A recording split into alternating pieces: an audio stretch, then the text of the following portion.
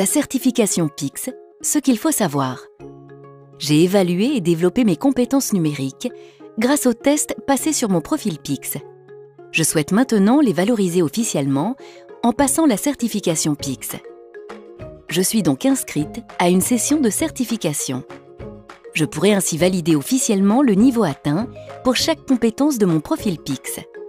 Lors de cette session de certification, PICS va vérifier que le niveau que j'ai atteint pour chaque compétence de mon profil correspond bien à mon niveau réel. Je vais donc passer un test unique et personnalisé, généré à partir de mon profil. Je serai évaluée uniquement sur les compétences pour lesquelles j'ai réussi à valider un niveau. C'est la toute dernière version de mon profil qui compte. Le test de certification se compose de 3 questions par compétence.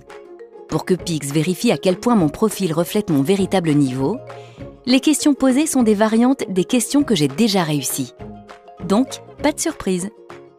PICS va me délivrer une certification PICS, un profil certifié avec un score certifié et pour chaque compétence, un niveau certifié.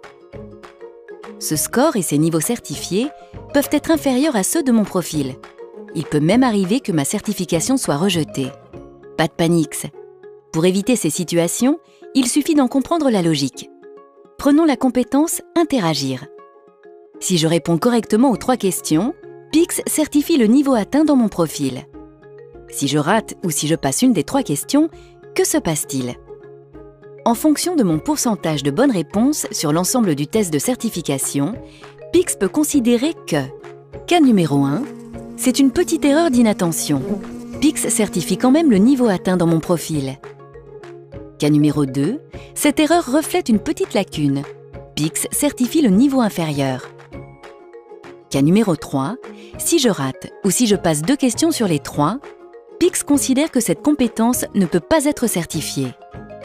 Attention, si j'échoue à plus de 50% des questions, PICS considère que mon profil ne correspond pas à mon niveau réel. La certification est rejetée. J'ai tout compris. Conclusion. Je ne cherche pas à atteindre le plus haut niveau dans mon profil si je ne sais pas le reproduire le jour J, car la certification a pour but d'attester mon niveau réel.